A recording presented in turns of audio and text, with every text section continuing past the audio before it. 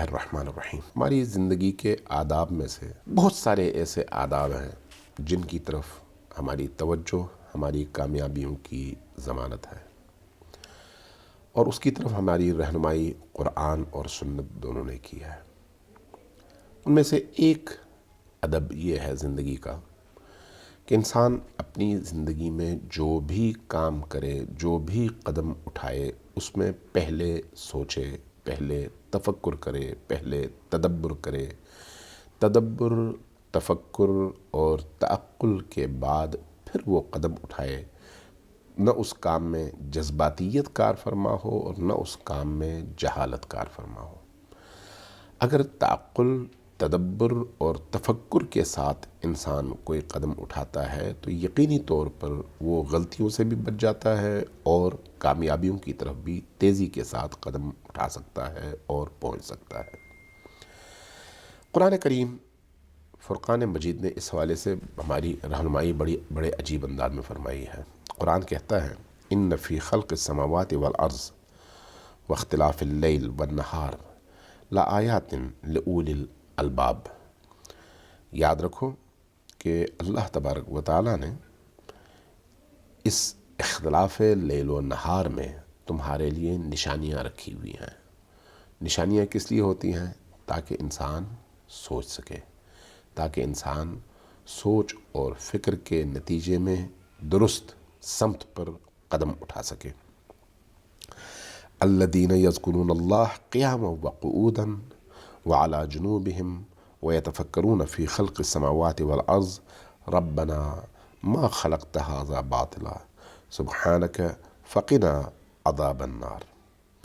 جو لوگ اٹھتے، بیٹھتے، سوتے، جاگتے، پہلو بدلتے، رخ بدلتے، ہر موقع پر اللہ کو یاد کرتے ہیں اور ان کی زندگی پر اللہ کی یاد حاکم ہوتی ہے، وہ پھر سوچتے ہیں۔ ایسے لوگ ہی سوچتے ہیں، ایسے لوگ ہی تفکر کرتے ہیں، اور اس تفکر کے نتیجے میں وہ اس نقطے تک پہنچتے ہیں کہ اللہ تبارک و تعالیٰ نے اس عالم کو باطل خلق نہیں کیا بلکہ باحکمت خلق کیا ہے۔ اس عالم کی خلقت کے پیچھے ایک بہت بڑی حکمت کار فرما ہے، اور اس کے بعد پھر وہ اللہ تبارک و تعالیٰ سے کہتے ہیں کہ یا رب، ہم نے اگر سوچے سمجھے بغیر کوئی کام کیا ہے، غلطی کی ہے، تو ہی ہمیں بچا لے، تو ہی ہمارے گناہوں پر پردہ ڈالنے والا ہے، تو ہی ہمیں معاف کرنے والا ہے۔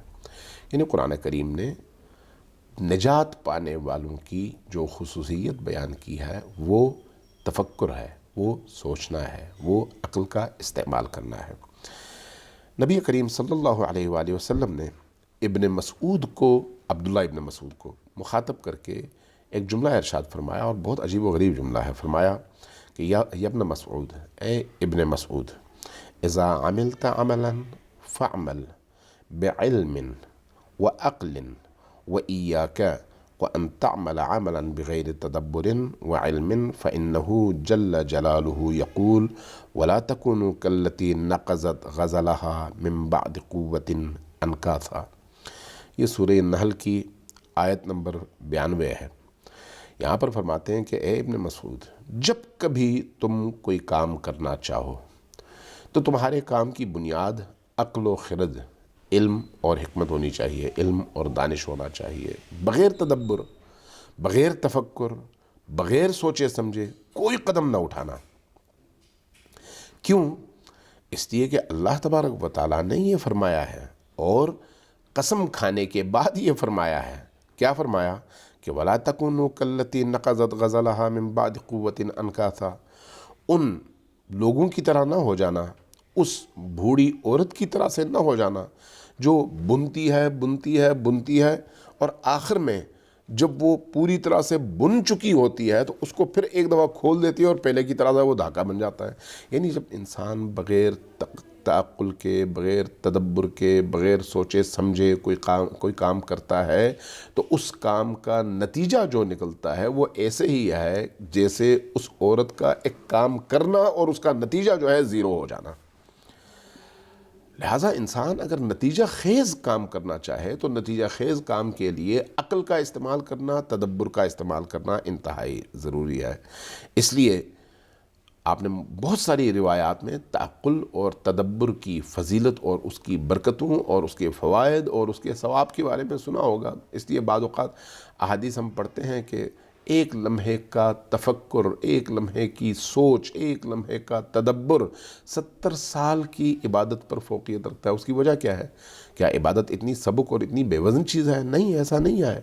جس عبادت میں تعقل نہ ہو، جس عبادت میں تفکر نہ ہو، جس عبادت میں سوچ نہ ہو، جس عبادت میں گہرائی نہ ہو، جس عبادت میں پیچھے شعور کی دولت نہ ہو، وہ عبادت نہیں ہے۔ اس کے مقابلے میں اگر ایک لمحے کے لیے انسان عقل و شعور و تدبر و تعقل کا سہارا لیتا ہے تو اس کے نتیجے میں جب وہ عبادت کی طرف جائے گا تو اس کی وہ عبادت اس کے لیے پرواز کا کام کرے گی اور اس کو لے کر عالم ملکوت کی طرف اڑے گی، یعنی اس کو بلند کرے گی، اس کو زمین سے اٹھائے گی، اس کو ناسوت سے اٹھا کر عالم ملکوت کے قریب تر کر دے گی۔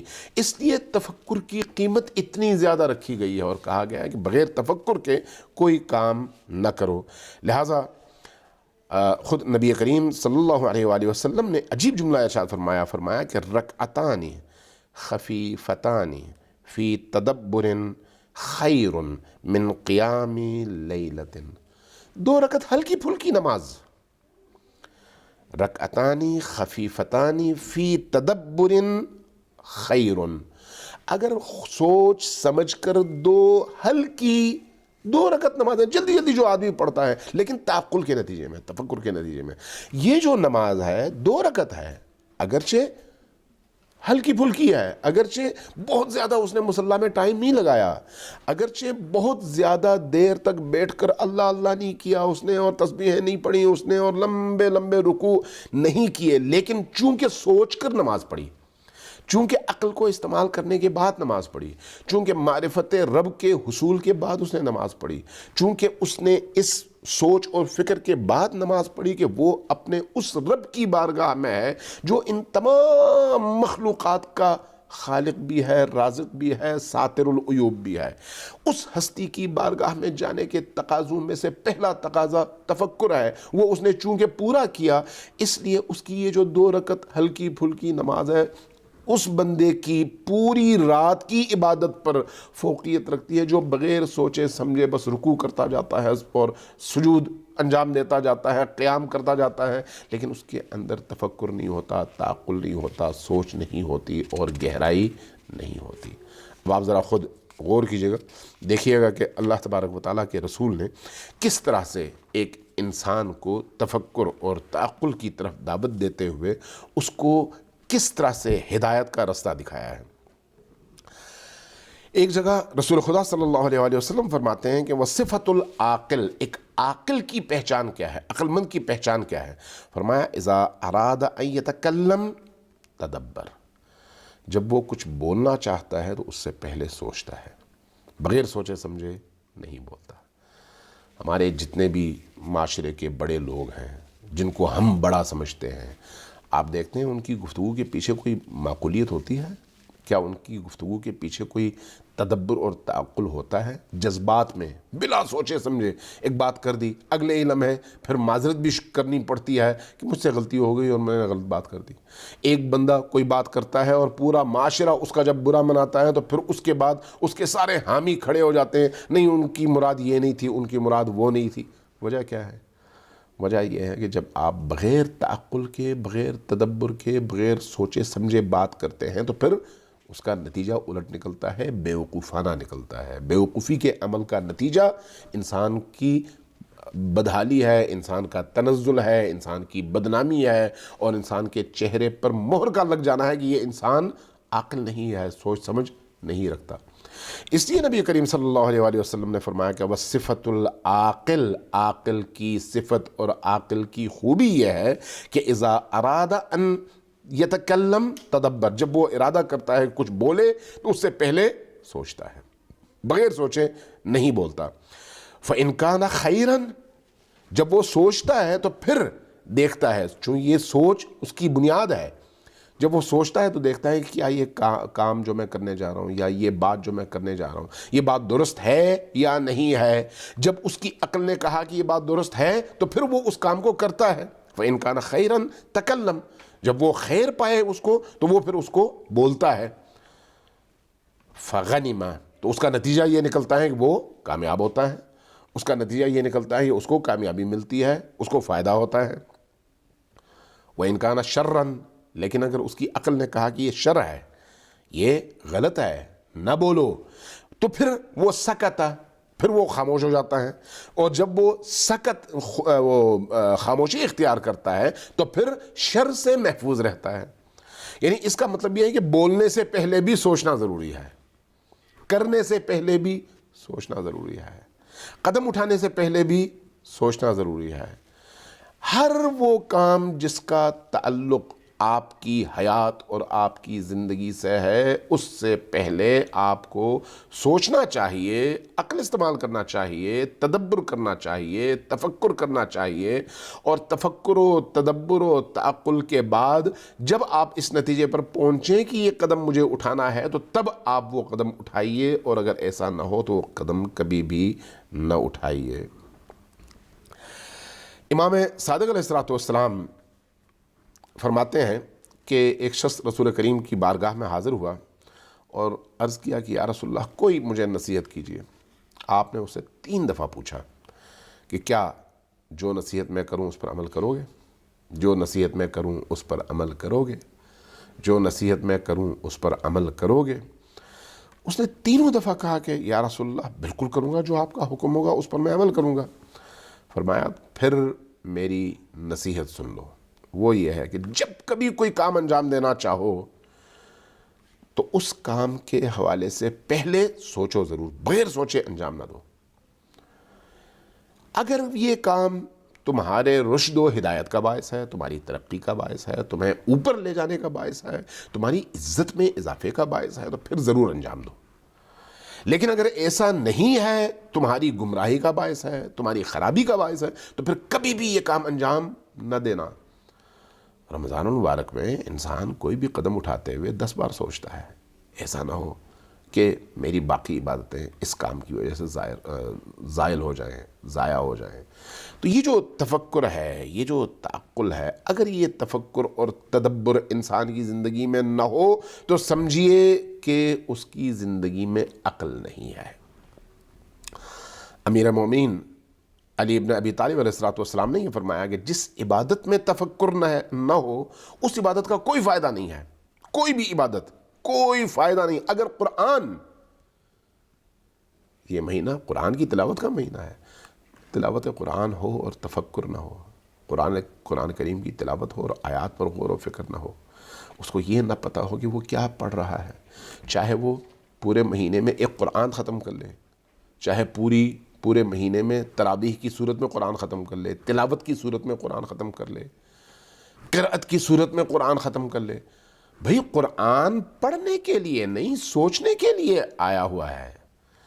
قرآن کا مخاطب فکر انسانی ہے، زبان نہیں۔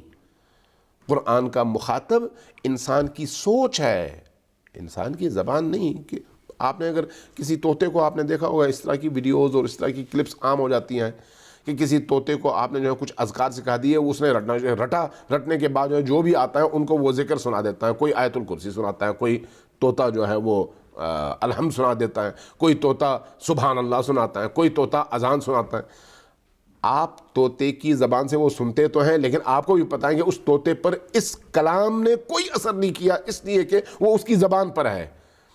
تو جو قرآن آپ ماہ مبارک رمضان میں پڑھیں اور اس کے پیچھے تفکر نہ ہو، جو قرآن آپ ماہ رمضان المبارک میں پڑھیں اور اس کے پیچھے سوچ تعقل نہ ہو کہ یہ قرآن مجھ سے کیا چاہتا ہے، وہ قرآن آپ کو اوپر کی طرف لے کر نہ جا سکے، وہ قرآن آپ کو پرواز نہ دے سکے، وہ قرآن یا اس کی تلاوت آپ کی روح کے اندر نورانیت پیدا نہ کر سکے، آپ کا کیا خیال ہے؟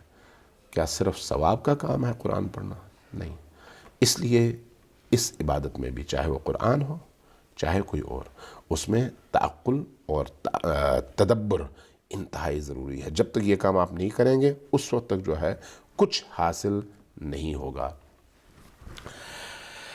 اللہ تبارک و تعالی ہمیں حقیقی معنوں میں روزے کی برکتوں سے آشنا فرمائے، اس کی نورانیت سے آشنا فرمائے، اور عبادتوں کی لذتوں سے آشنا فرمائے، اور قرآن کریم کی حقیقتوں سے، اسرار و رموز سے آشنا فرمائے، اور اس کے لیے ہمیں سوچنے کی، سمجھنے کی، تدبر و تفکر کی توفیق نصیب فرمائے. والسلام علیکم ورحمۃ اللہ.